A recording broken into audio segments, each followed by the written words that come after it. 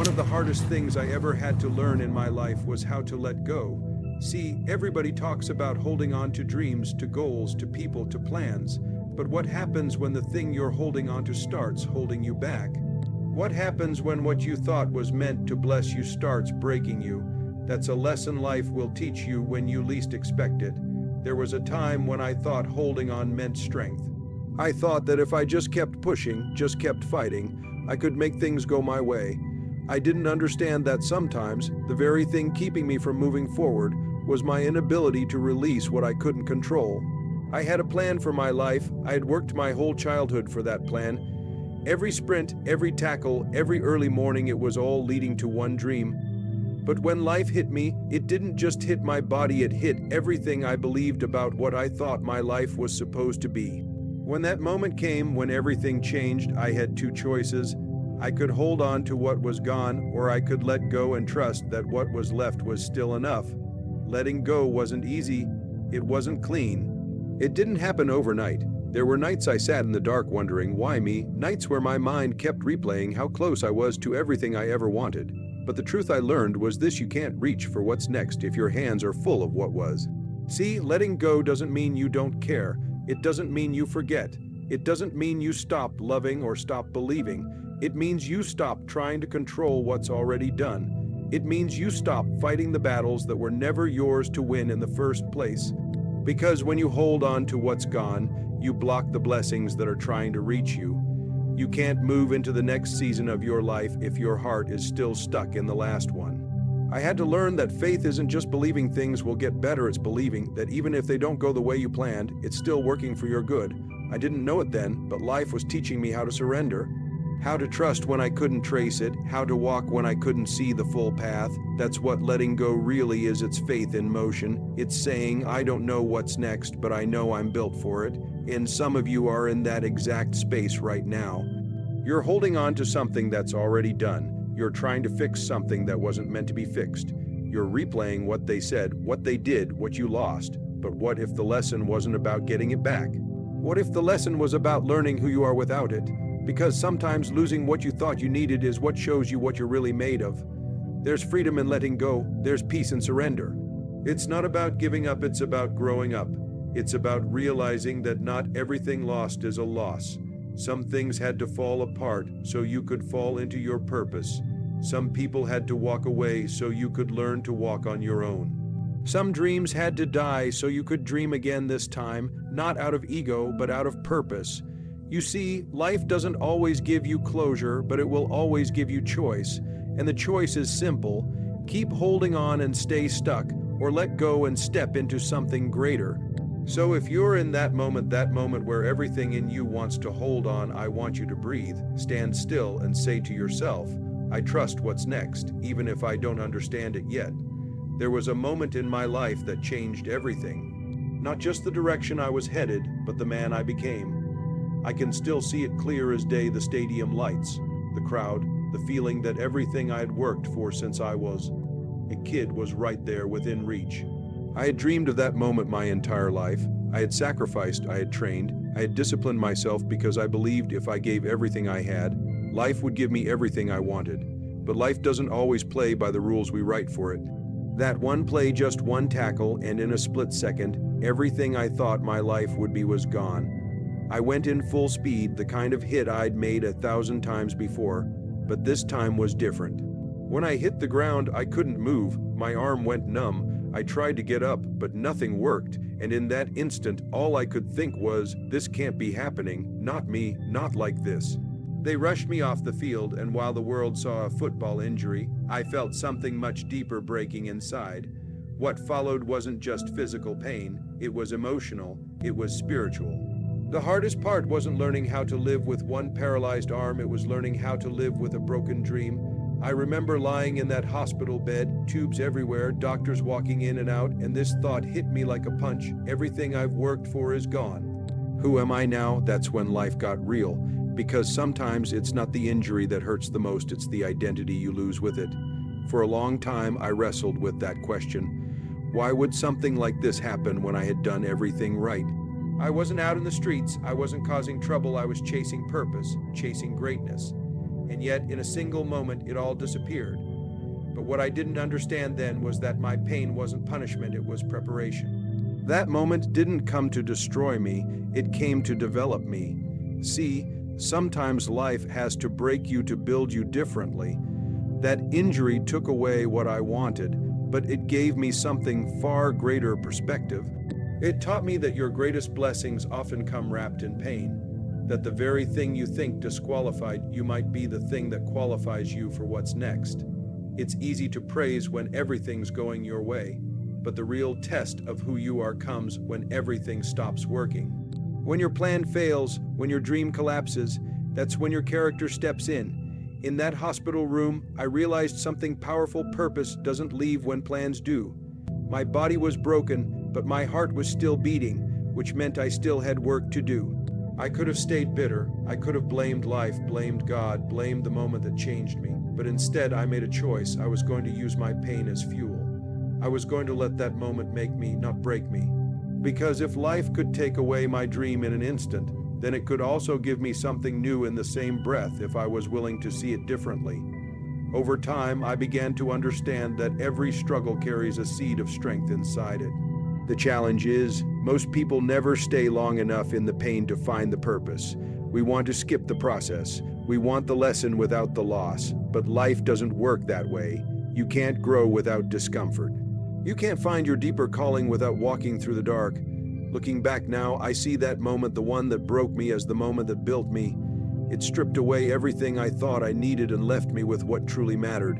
It forced me to stop chasing success and start chasing significance. And that's what changed my life. Because sometimes the greatest gift life can give you is the pain that wakes you up to your purpose. That moment didn't end me, it introduced me to who I really was.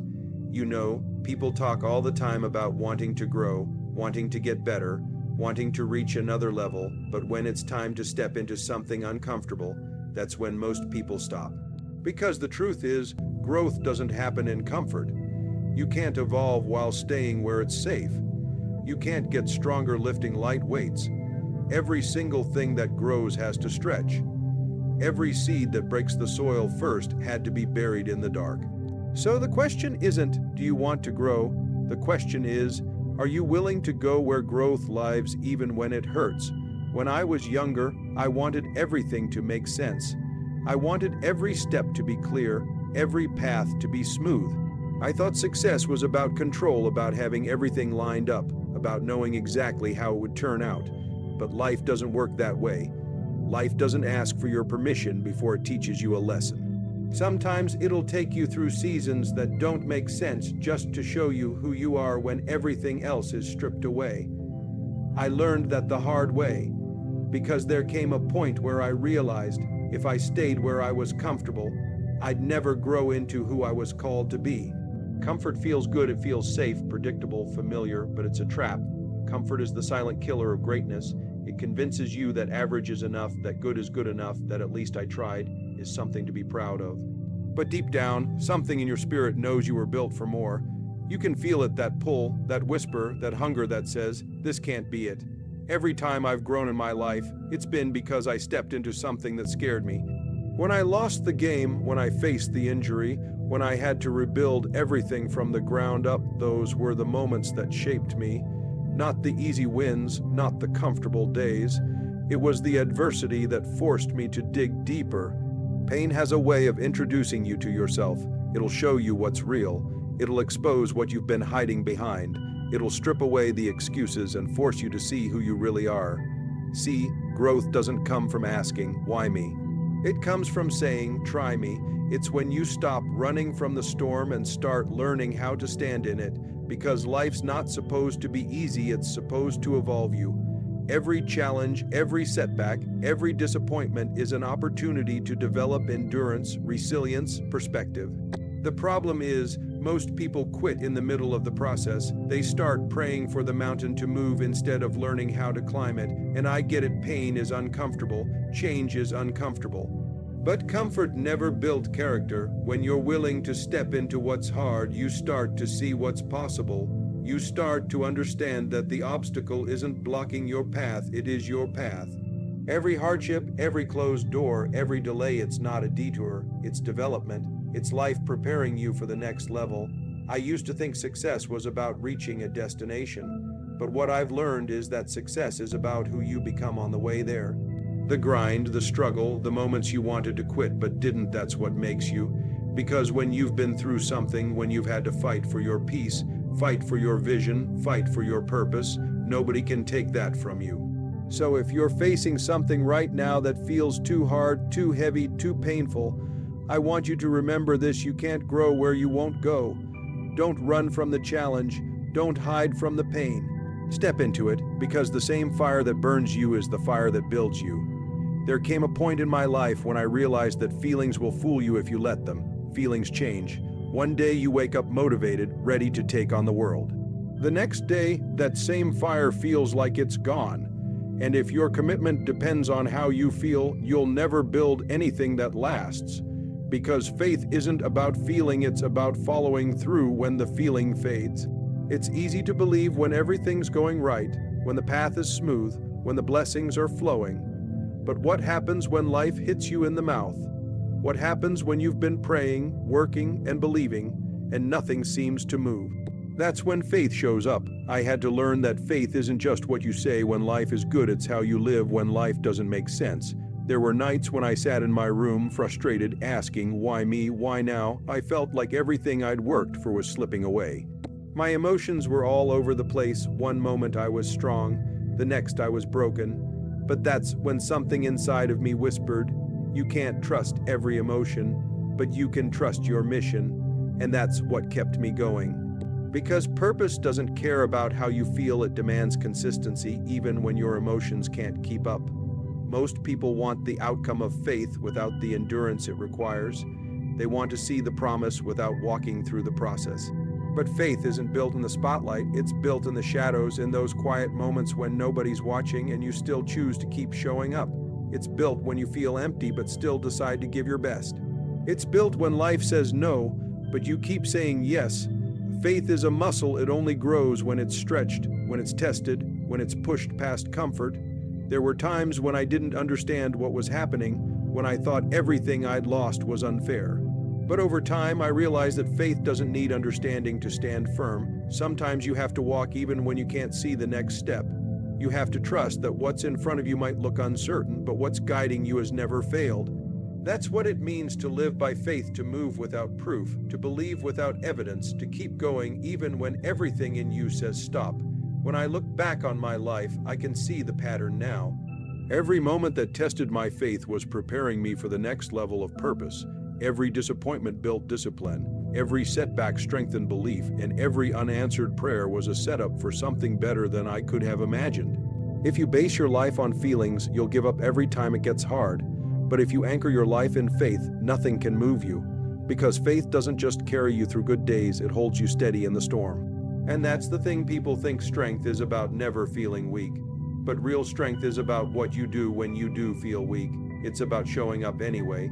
It's about trusting that even in the silence, God's still working. It's about believing that purpose doesn't pause just because pain shows up. That's what separates people who live by faith from people who live by emotion. One is rooted, the other is reactive. So I had to make a choice. I could let my feelings lead me, or I could let my faith guide me. Feelings would have kept me stuck in the moment, but faith carried me into my mission. And if you're walking through something right now that feels uncertain, I need you to remember this: feelings fade, but faith never fails. I've learned something over the years. Most people don't stay stuck because they don't have potential. They stay stuck because they're holding on to the wrong thing. They're holding on to what hurt them, who left them, what didn't work out. They replay the same moment over and over, thinking somehow it'll change, but it won't. You can't heal by holding on to what broke you. You can't move forward while staring in the rearview mirror. At some point, you have to decide, am I going to stay stuck on the pain, or am I going to get anchored in my purpose? I remember going through one of the hardest seasons of my life, and I kept asking, why would this happen to me? I was frustrated, confused, and hurt. I thought if I just kept thinking about it, maybe I'd find peace. But peace doesn't come from replaying the past, it comes from releasing it. The moment I stopped trying to understand everything that went wrong, I started to see what was right in front of me. I realized that pain only has power if you feed it. The more you talk about what happened, the more you relive it. But when you shift your focus from what you lost to what you can learn, that's when transformation begins. See, staying stuck isn't just about being trapped in the past, it's about choosing not to grow from it. Life is always moving, always pushing, always evolving. The question is, are you evolving with it? Because the truth is, what happened to you may not have been your choice, but how you respond to it always is. You can't rewrite what's behind you, but you can redefine what's ahead. And I promise you, the minute you stop clinging to the pain, you make room for the purpose that was waiting to fill that space. I've met so many people who carry their pain like a badge. They let it define them, control them, limit them. They use it as a reason not to trust again, not to try again, not to believe again. But your pain was never meant to be a prison, it was meant to be a platform. It's supposed to teach you, not trap you. What you've been through can either make you bitter or it can make you better, but it can't do both. The difference lies in what you choose to hold on to. And when I started to shift my perspective, I realized something powerful. Purpose doesn't erase pain, but it gives it meaning. When you attach your pain to purpose, it stops being your enemy and starts becoming your fuel. Every tear, every setback, every disappointment, it all starts to serve you instead of silence you. Because when you understand that what you went through wasn't wasted, you stop asking, why me? And you start saying, thank you for trusting me with this. The world tells you to let go and move on like it's a simple thing, but letting go isn't forgetting, it's freeing yourself from the weight of what you can't change. It's saying, I'm not going to keep living in a moment that's already over. You can honor your past without living in it. You can acknowledge what happened without allowing it to define you. The goal isn't to erase the pain, it's to outgrow it. There comes a moment when you have to stop waiting for closure and start walking in clarity. Because the truth is, you don't need every answer to keep moving, you just need faith that there's more ahead than there was behind. And once you decide to stay stuck on your purpose instead of your pain, life starts to open up again. New doors appear, new strength rises, new peace settles in. Because when you finally let go of what's gone, you make room for what's meant to be.